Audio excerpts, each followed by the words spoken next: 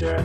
There are no people in the future. No people at all. There are no people in the future. Where did all my people go? There are no people in the future. Let me try my people call.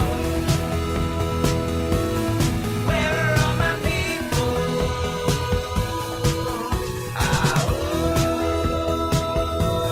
Where are all my people? I guess I'll fly away now. Hey, everybody, welcome. This is Kevin Mahoney, editor and founder of Raging Chicken. This is Out to Coop Live. Yes, it is Monday, October 4th, 2021. Welcome to Raging Chicken's Out to Coop Live.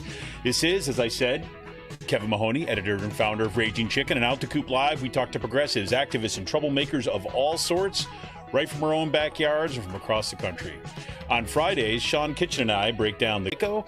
Cyril is a progressive columnist from the Bucks County Courier-Times and the Intelligencer, and he usually joins me to drill down into Bucks County, Pennsylvania, and international politics. Yes, you can get all of our shows by subscribing to our podcast on Podbeans, iTunes, Spotify, wherever you get your podcast. You can help support this show by becoming a patron for as little as $5 a month. Just go to patreon.com/rcpress. That's right. For the price of a good beer once a month, you can help keep the media in the movement in the media. Just go to patreon.com/rcpress today. You can also help support this show by heading on over to our YouTube channel if you're not there already, and smash that subscribe button, like the stream for this show, and hit that notification bell so you know every time we go live. Or join our kind of Facebook is down today. That's a whole other story, which would be great to talk about. But anyways, you can help, share it around, let everybody know about our podcast, let everybody know about our live stream and our YouTube channel, and make sure you encourage them to subscribe to our podcast, subscribe to our YouTube channel, right? Subscribe to us on iTunes, right? Subscribe to us on iTunes or Apple Podcasts. That does a huge kind of step forward in actually, getting the word out, which is pretty great. We're also broadcasting live on riverside.fm, and you can join us on riverside.fm, usually on as many word about joining on riverside.fm, just like if you call in a radio show. If you click on that link to call in, you want to make sure your sound on the YouTube channel is down or shut down altogether. Otherwise, we'll get that echo, we'll get that feedback. You can also join our Discord server, and info on that is in our today's show notes. For more PA Progressive Talk, you just tune into the Rick Smith Show's live stream at 9 p.m. Eastern, his YouTube channel, Twitter, Facebook, wherever they're streaming, Rick's there, right? And also subscribe to his podcast wherever you get your podcast, and check out the ricksmithshow.com for all the latest across all his platforms, because that dude has got his show got picked up by WBAI in New York, got picked up by KPFK in Los Angeles, and they've got some new stuff coming down the pike from what I'm told. So stay tuned, head on over to the ricksmithshow.com for all the latest across all their platforms. You must check out also, you've heard me say it before, Sisters of the Night Caucus podcast. The amazing PA women stirring the political cauldron behind this podcast rock the house, and they know where the bodies are buried. Make sure to also follow them on Twitter at The Night Caucus, and subscribe to their podcast on Anchor, Spotify, iTunes, or wherever you get your podcast. And for all you gamers out there, check out The Game Inn. That's with two N's. The Game Inn is a Quakertown-based, black family-owned gaming store. Friends of the show, and they got everything from retro N64s to the latest consoles, video games for all platforms, collectibles, action figures, Funko Pops. And kids get discounts for every A on their report card, which is a big deal now that we're in back to school once again. Because if you're looking for something hard to find, you can go shoot them an email at thegameinpa with two N's, thegameinpa@gmail.com. And follow them on Twitter at The Game In. That's at The Game In on Twitter. Special shout out once again goes to Jonathan Mann, who wrote our intro song, There Are No People in the Future. Check out all his great stuff on his YouTube page, and follow him on Twitter at SongADayMan. That's with two N's. That's at SongADayMan on Twitter. Well, on tonight, so we've got a little, I'm not sure what's going on. But tonight we were supposed to have Jordan Hopkins on to talk about his latest piece in Unicorn Riot called School Board Disruptions Escalate, funded by conservative dark money. We're all good to go tonight.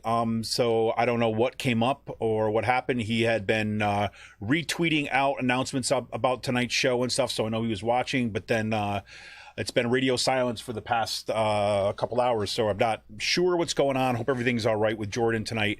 And so what I thought I'd do is just kind of come on, maybe give a little bit of an intro to his piece. And if he's able to catch up and join the show a little bit late, then we'll bring him on a little bit late. If not, we can take your calls. We can wrap up a little bit early tonight. Otherwise, I just hope everything's all right. So the reason why I have Jordan on is that Jordan was on back in February. He came on to talk about his piece called "A Party of Grifters," and that basically was unpacking the grift at the core of the emerging Patriot Party. Right, and rise of extremism in PA more broadly. Now, you remember the Patriot Party and some of these 3%ers and stuff, they were starting to show up or getting involved in local school boards too as well. Cyril Michaleko had been reporting on that in the Courier Times. And you've been following some of the threads that were emerging on Twitter that he was able to kind of uncover and help the community, right? The community who began to uncover this and pull up some documents and help the community get the word out about that too as well. So we had him on to talk about that Party of Grifters, and he just had a piece dropped last week on Unicorn Riot called, like I said, school board disruptions escalate funded by conservative dark money, that it couldn't fit better in terms of where we are ahead of the elections. The elections are kind of like basically 1 month away, right? 30 days away from tomorrow, right? So the first week, November, it might be November 4th, but whatever the first Tuesday of November is, November 2nd is when the elections will be, and those are the school board elections where the stakes are super, super high. So the question is, what are we going to do other than kind of get these people out? And I know the efforts have been happening in school board and school districts across Bucks County and across the Commonwealth. There've been lots of mobilizing. We've had people on this show from the Penridge United. Those are the school board candidates that are trying to defeat the kind of right-wing extremists that are running for school board right now. And if you've been following any news about what's happening at the Penridge School District, both in the local media, but also in national media, because this has become a focus of the national media now, like my freaking school district, right? Sleepy old town, right? Here you go. But yes, nonetheless, is that we are kind of front and center to a lot of these extremist attacks on our school board and public education writ more broadly, right?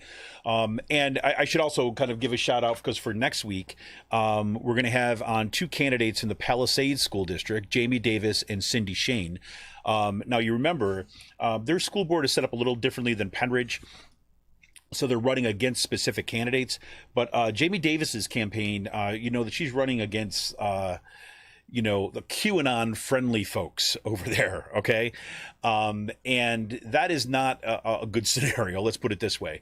I've talked to some activists or kind of community members who've been involved in the school board, and they're absolutely floored at what's happened to their, and they would talk about it in these terms. It would say, like, it seemed like we had this like sleepy little school district, right? That we moved into the area, or moved back to Pennsylvania and decided to, kind of relocate here, or moved, into the Palisades School District from Philly or from, Allentown or whatever it might be.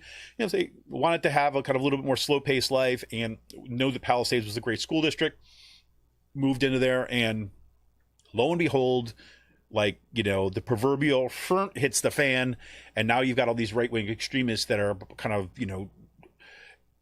disrupting school boards, infecting the local discourse, impacting the community in a really, really negative way. So that's kind of where we are there. So we're going to have Jamie Davis. So Jamie Davis has got a lot more attention because she has kind of,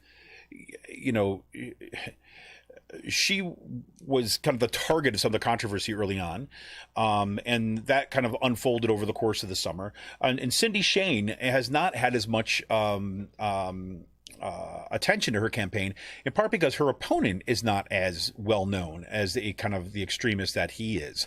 But when you start looking, you scratch the surface on this guy's campaign, you find out, oh my God, he's just as bad. So we wanted to have both Jamie Davis and Cindy Shane on the show. So they will be on next Monday at 7 p.m. on Out to Coop Live. All right. So, so the idea was that we'd have Jordan on tonight. We'd have the school board candidates on next Monday, and then I've got a couple kind of irons in the fire, so to speak, for the next couple weeks before the elections, because I like to focus on that. Yeah, and I definitely. Well, I'll get on there. So here's what I want. Here's what I thought I'd do. If everyone's cool with this, because I'm still hoping, this is what do you call that? What do you call that in in radio? You want to stretch, right? You want to stretch or something in case Jordan is able to pop on. But let me just kind of read you a little bit of his piece. This is from the School Board Disruptions Escalate, funded by conservative money. This was published in September 27th at Jordan Hopkins. So he says, an escalating series of demonstrations focused on COVID-19 restrictions in public schools have created dangerous and chaotic conditions for school boards across the country in recent months. Egged on by a cadre of right-wing influencers, concerned parents from across the right-wing spectrum have flocked to local school board meetings in order to protest a new round of public health restrictions. As this narrative developed, a movement built to fight the alleged public adoption of critical race theory, which we've talked about extensively, that was quickly redirected to target school boards. Behind the scenes, a shadowy network of conservative dark money entities has spent millions attempting to remake public education in their own image. Helped by a constellation of disinformation artists, alt-right celebrities, conservatives have revived a strategy that helped them gain control of thousands of school board seats during the Reagan era. This is one of the things that is most kind of important about Jordan's piece, is because what he's doing, first, twofold. Number one, he's following the money, right? So if you ever want to do any investigative work, especially around these right-wing groups, that is kind of the number one question. Who's funding this stuff? Right? Because it's not a coincidence that suddenly the same issues with the same talking points are emerging at what appears to be random school boards like across the Commonwealth and across the country. No, it originates from somewhere. So the question is, where does it originate from, and who is funding the efforts behind that, either directly through kind of pouring money into local school board races, or in terms of providing or paying the influencers who are basically helping craft a narrative that is funneled into this right-wing media infrastructure and getting everybody worked up so they'll go to the school board stuff. And what Jordan does there is basically, look, this is actually not a new strategy. We saw this back in the Reagan era, and there was a conscious effort by these kind of Christian conservatives, right? The kind of right-wing kind of fundamentalist, Christian fundamentalists were the kind of right-wing radicals at that point. They basically they were able to kind of do this, put the strategy down. They also did a similar thing when it came to local churches. There was an interesting case with Ralph Reed, who was one of the founders of the Christian Coalition. Ralph Reed, when he was first getting started out, he was still young, right? Radical, evangelical Christian, and right-wing evangelical Christian, I should say. And they wanted to find out a way to kind of get more involved in politics. But, because especially back in, this is the 1990s or so, might even been a little bit before that, because there was still a pretty strong prohibition, or at least kind of cultural resistance to bringing religion into politics, Ralph Reed had to find a way of building something up from the ground up, because going directly through lobbying efforts and so on was not working so well. So they decided to kind of get involved with some sort of local or regional fight, and they were, part of this group of evangelical Christians who are also tied into these radical libertarians, ironically, because these radical libertarians they could give a crap about any religion, but ones that were preaching this kind of gospel of the free market, right? This market fundamentalism. And Ralph Reed thought this was kind of an interesting thing, if we can get the government out of our public discourse, we can bring religion in, is kind of what it was looking for. So in Pennsylvania, of all places, there was a fight over electricity deregulation. And that fight for electricity deregulation was getting a lot of pushback, right? Because people didn't want to open up electricity to like the market, right? And basically have competition for the highest prices and maybe decline of services, and people were concerned about it. There was also not a whole lot of appetite in the Pennsylvania state legislature, or Democrats or Republicans for that matter, to really kind of push too hard on this. But what Ralph Reed did is he said, okay, let's look for places that are already organized, even if they're not already organized around free market fundamentalism, that they could be the organizing spaces for which we can launch a campaign. And what he identified were these like right-wing conservative evangelical churches, right, sprinkled throughout the state of Pennsylvania. And so he spent quite a bit of time going from church to church, working in these church groups to introduce this idea about, say, freedom from the state, from the godless state, right? And we should kind of support the liberating of people and capital, so that the government couldn't control everything, right? Because the government is the bad liberal entity that is telling us what to do. You know the story. So Ralph Reed spent quite a bit of time doing this stuff and organized these groups of people that around the church infrastructure to do this. Well, a similar dynamic was happening in schools, and this is one of the things that Jordan basically lays out in this piece. So that's kind of the one part, is that there was already a playbook that's getting taken up, kind of dusted off, updated for kind of our current context, and then launched. The second thing has to do with the conservative money infrastructure, the ecosystem of mutually reinforcing conservative funding organizations and individuals who are pushing this effort, right? And yes, they are these dark money organizations. And, again, depends how you define what dark money is. I mean, there's those folks, well, we declared, the money that we spent, we clearly, okay, gotcha. But I'm using dark money here, like in that sense of look, these are people who are looking to influence social and political processes, and they want to stay out of the limelight by funding money to what appears to be grassroots organizations and media influencers. Right now, with their advent of social media, right, unlike what we saw during the Reagan administration, with the advent of social media and this kind of influencer culture, they found an avenue to basically pry open the debate, or say pry open particular areas of organization, these school boards, for conservative pushback. Now, Sean and I have talked about this on the Friday show quite a bit. It's when I've been looking at what's been happening with the critical race theory organization, and then the anti-masking ordinances that are going on right now, or the pushback on anti-masking stuff, is what it seemed like to me is that this seemed like the next step from the Tea Party. Because remember back in 2009, right, when then President Obama was trying to push forward through a kind of Obamacare, the kind of Affordable Care Act, you had these eruptions of Tea Party patriots and showing up at town halls and screaming at, remember Arlen Specter getting screamed at in public and yelled at, everything was on the verge of violence, right? Basically saying we've got to keep the government out of that. There was that's when the people were, carrying out the flags, the Tree of Liberty must be I forget, watered with the sea of blood, or the blood of patriots, and which has been taken up with this Patriot Party nonsense.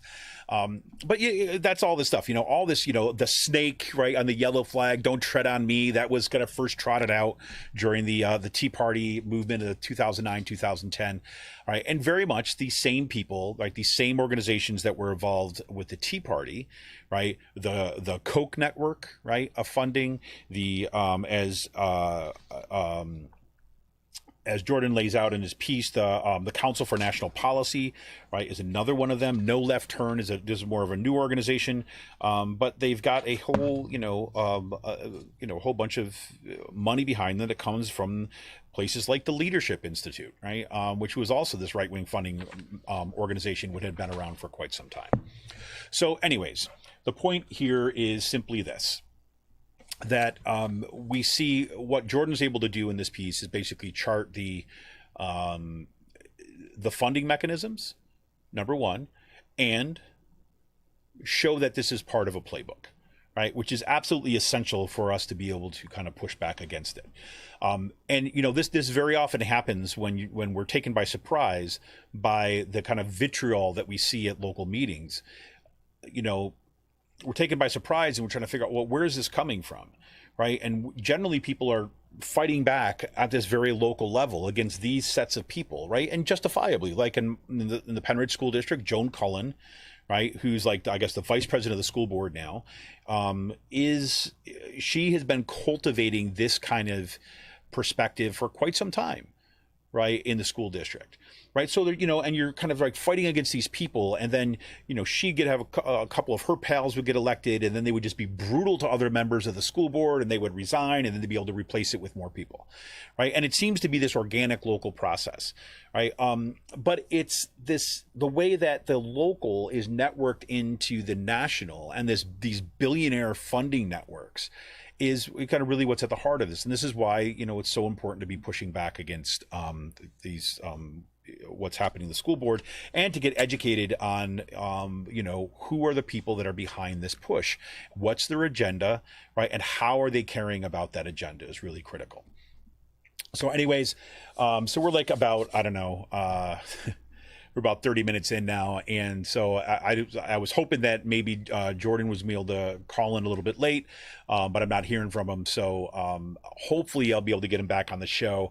I really had hoped to have him on before the school board elections. I've got one night, I think it's right before, I think I got one night open at this point. So we'll see if I can get him back on at that point. If not, I highly, highly, highly recommend checking out Jordan's piece and reading it and sharing it both locally and kind of within your social media networks and so on. So anyways, that's that. So what I'm going to do is I'm going to kind of going to close out the show a little bit early. If anybody does want to jump on, got any kind of comments or questions that you want to throw out there, now's the time to do it. Otherwise, we're going to kind of close out the show a little bit early tonight. And I'm sorry, everybody. I feel bad that, I had a lot of folks that were looking to tune in tonight, and we're excited about hearing Jordan kind of unpack this piece. I'm sure something has gone down. And it's, there's a first for everything. I was thinking this is the first time that this has happened to me on this in the entire time I've done the podcast. So I guess that's a good thing, right? But I do hope he's all right. I do hope everything's okay. And, look forward to talking to him in the future. So everybody, look, thanks for stopping by. Sorry for the disappointment. I know that a lot of people had gone out of their way to really share, get out the word about tonight's show. And so hopefully we find out what happened, and then we'll have him back on the show in a later date. So anyways, for now, this is Kevin Mahoney, editor and founder of Raging Chicken. Thanks so much for tuning in tonight, everybody. And we'll look forward to, we'll have the Wednesday show with Cyril Michaleko. You can tune in for that on Wednesday. And then once again, Sean will be back here on Friday for this week's Friday Politics Roundup. For now, this is Kevin Mahoney, editor and founder of Raging Chicken. Thank you all for tuning in. Thank you all for kind of your support. And look, tonight's not the kind of night you want to have, but, listen, I really hope that for those folks will share this show. And, for those of you who can, we'll head on over to patreon.com/rcpress. Become a patron of this show for as little as $5 a month. And don't forget to tune in next Monday for Palisades School District Board, school board candidates Jamie Davis and Cindy Shane, who will be joining us about their fight in the Palisades School District. So this is Kevin Mahoney, editor and founder of Raging Chicken. I want to thank you so much for your time and your support. For now, we'll call it a night. All right, everybody, take it easy. See ya. Let me try my people call.